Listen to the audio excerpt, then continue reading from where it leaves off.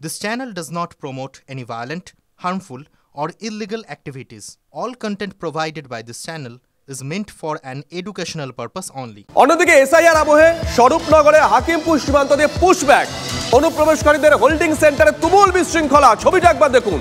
Holding সেন্টারের সামনে একদল লোকের হুজ্জুতি। খবর করতে গিয়ে আক্রান্ত হই আমরা। টিভি9 বাংলা, আমাদের ক্যামেরা ভেঙে দেওয়ার চেষ্টা করা হয়। ছবিটা একবার দেখুন, তারপরে ডিটেলে আসছে ঠিক কি ঘটেছিল। এই হচ্ছে আজকে 10টা 8-এ আমাদের ক্যামেরায় ধরা পড়েছে এই ছবি। হাকিমপুর সীমান্তে মার্ক করে দেখাচ্ছি, যারা আমাদের ক্যামেরা ভাঙতে এসেছিল, আমাদের সহকর্মীকে ধাক্কাধাক্কি করে, এরা কারা, কোন স্বার্থে এসেছিল এরা, এদের কি কেউ পাঠিয়েছিল, এদের কি ওখানে স্বার্থ চরিতার্থ করছিল, এরা মৌচাকে ঢিল পড়েছে, তাই কি টিভি9 বাংলাকে বাংলার দিকে তেড়ে আসে এরা? একাধিক প্রশ্ন উঠতে শুরু করেছে। ওরা কারা, ওরা কারা? আপনি হাত দেবেন না, আপনি কি বলছেন? এখানে লোকাল লোক না, আপনি কি বলছেন? আপনাদের লোক না তো, ওরা ওখানকার লোক, এখানকার লোক। বাংলাদেশিদের পুশব্যাকের সময় এই গোলমালটা কেন হবে? কেন কয়েকজন যুবক তেড়ে ফুরে চলে এলো? এই দেখুন, কালো টি শার্ট পরে। অশান্তি পাকার উদ্দেশ্য ছিল, বোঝাই যাচ্ছে, কিন্তু কেন উদ্দেশ্যটা ছিল? এদের কি হাতে ঘা লেগেছিল? এরা কি কোনো রাজনৈতিক দলের মদতপুষ্ট? এরা কি কোথাও গিয়ে ভোট ব্যাংক হারানোর ভয় পাচ্ছে? নাকি বাংলাদেশি অনুপ্রবেশকারীরা বারবার বলছিল আমরা দালালকে 5,000 টাকা দিয়েছি, 8,000 টাকা দিয়েছি, 10,000 টাকা দিয়েছি, এরা সেই দালাল চক্রের সঙ্গে জড়িত? এমন একাধিক প্রশ্ন উঠতে শুরু করে দিয়েছে।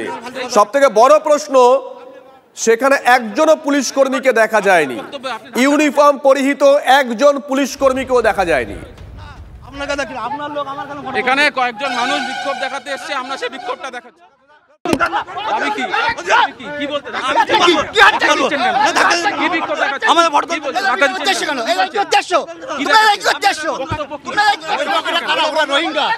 ওরা কারা, ওরা কারা? আপনি হাত দেবেন না, আপনি কি বলছেন? এখানে লোকাল লোক না, আপনি কি বলছেন? আপনাদের লোক না তো, ওরা ওখানকার লোক, এখানকার লোক।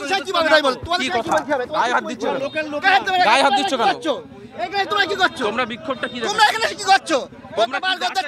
আপনাদের বক্তব্য কি স্থানীয় লোক? আপনাদের বক্তব্য বলুন। স্থানীয় লোক, এগুলো গায়ে হাত দেবেন না, এখানে বসবাস, গায়ে হাত দেবেন না। আপনারা কি বক্তব্য বলুন? আমরা এখানে বসবাস করি, এরা বাইরের লোক, এই বর্ডার সম্বন্ধে এরা কিছুই জানে না, তো এখানে আন্দোলন করছে কেন ওরা? প্রশাসনের কি অভিযোগ? কি আপনি ক্যামেরায় বলুন, কি বক্তব্য? ক্যামেরা বলবো কেন? ক্যামেরায় বলুন, ক্যামেরায় বলুন। গায়ে হাত দেবেন না, গায়ে হাত দেবেন না, গায়ে হাত দেবেন না। কি বক্তব্য বলুন, কি বক্তব্য বলুন? আপনারা কারা? কিছু সময় আগেই আমরা দেখলাম কয়েকজন মানুষ, তারা স্থানীয় একটি সংগঠনের তরফ থেকে এসে তারা এই বাংলাদেশিদের হটানোর দাবিতে তারা বিক্ষোভ করছিলেন, এবং তারই মধ্যে উল্টো দিক থেকে কয়েকজন যারা নিজেদেরকে বলছেন তারাও স্থানীয় বাসিন্দারা, তারা হাকিমপুরের বাসিন্দা, তারা এখানে এসে আচমকাই বিক্ষোভ দেখাতে শুরু করলেন, এবং এই মুহূর্তে হাতাহাতির ছবিটা আমরা দেখাচ্ছি। এবং আমরা দেখলাম যে সংবাদ মাধ্যমকেও কিন্তু কি হয়েছে। দাদা, আপনার বক্তব্যটা কি বলুন? বিক্ষোভ দেখাচ্ছেন, আপনারা ধাক্কাধাক্কি করছেন, হাতাহাতি। আমি ধাক্কা করিনি, কিন্তু ওই মহিলাটা কথা বলছে যে ওই মহিলা মারার দরকার। এরা কারা? যারা এসছে তারা কারা? স্থানীয়, স্থানীয়, স্থানীয়। আপনারা সংবাদ মাধ্যমে গায়ে হাত তুলছেন, সব আছে, সমস্ত কিছু রেকর্ড হয়েছে। আপনারা কারা? আপনারা কারা? আমরা ওই হিন্দু পরিষদের পক্ষ থেকে আমরা এসেছি। বাংলাদেশি অনুপ্রবেশকারী রোহিঙ্গাদের বিরুদ্ধে আমি একেবারে আবার ছবিটা দেখা বলতে বলবো। বচসা চলছে দুপক্ষের মধ্যে। আমি এবার বিএসএফের কাছে প্রশ্ন করছেন, ওই তো চেকপোস্টে চলুন, চেকপোস্টে গিয়ে আপনার বিএসএফের কাছে জিজ্ঞাসা করুন যে অনুপ্রবেশ কিভাবে হলো। জন্মসূত্রে আমরা সীমান্তবাসী, তো আমাদের চোখের সামনে যেটা ঘটে প্রতিনিয়ত বা আমরা যেটা দেখি, সেই অভিজ্ঞতার উপরে আমরা যেটা জানি বা যেটা দেখেছি, যে তৎকালীন সময়ে 2016-14 নাগাদ গরুর লাইন চলতো, যেটা বিএসএফ এর মদতেই চলতো।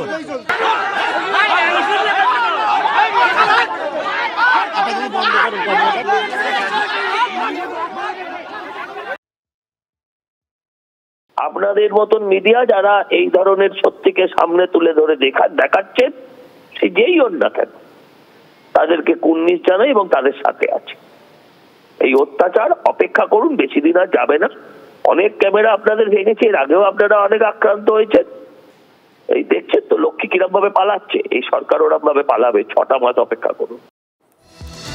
আর এবার আপনাদেরকে বলি ঘটনার সূত্রপাত ঠিক কোথা থেকে। আজকে সকাল সকাল আমাদের সহকর্মী সুজয় এবং অমিত পৌঁছে যায় হাকিমপুর সীমান্তে। কি চলছে না চলছে বিগত দিনগুলো ধারাবাহিকভাবে আপনাদেরকে দেখিয়েছি, আজকেও সেটা দেখাবো বলে আমরা পৌঁছে গেছিলাম।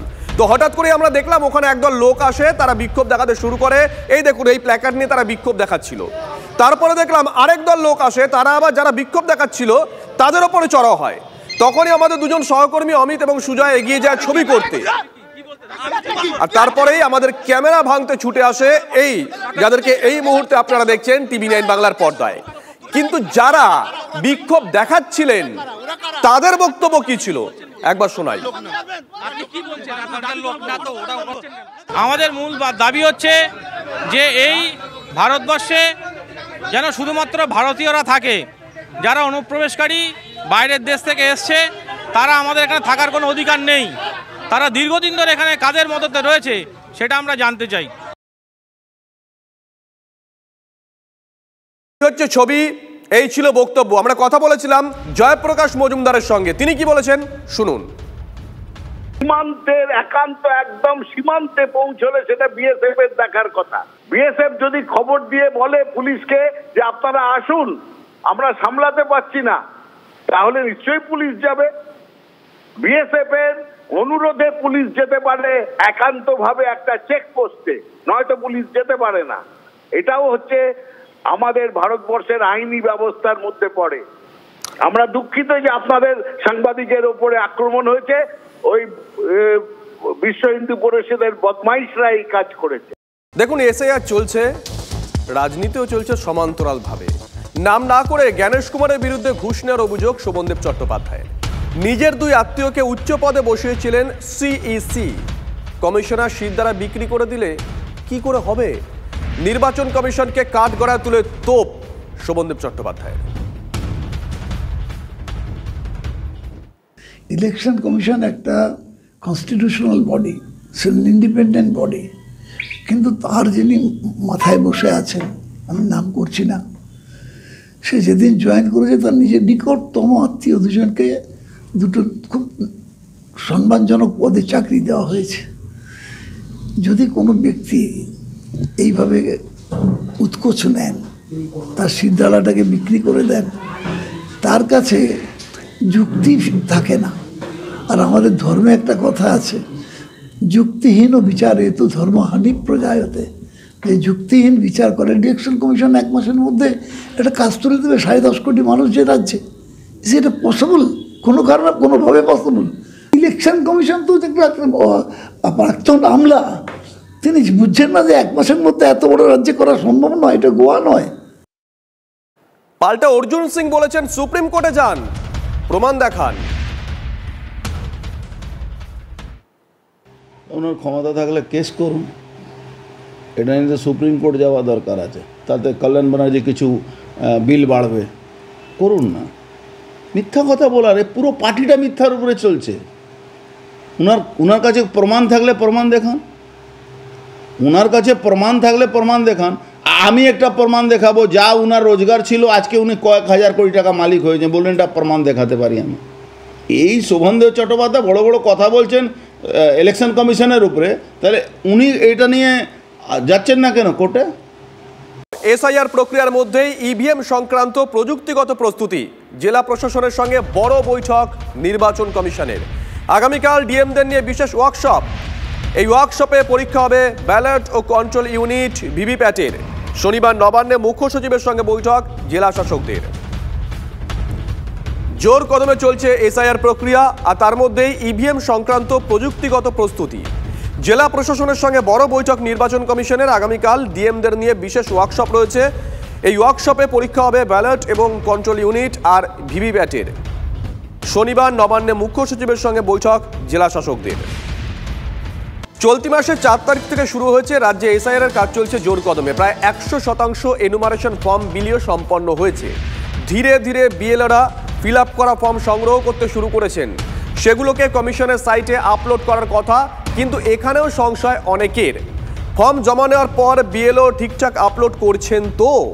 এই প্রশ্নের উত্তর পেতে সবার প্রথমে নির্বাচন কমিশনের ওয়েবসাইটে ঢুকতে হবে। মোবাইল নম্বর, ইমেল বা ভোটার কার্ডের নম্বর দিয়ে লগ ইন করতে হবে।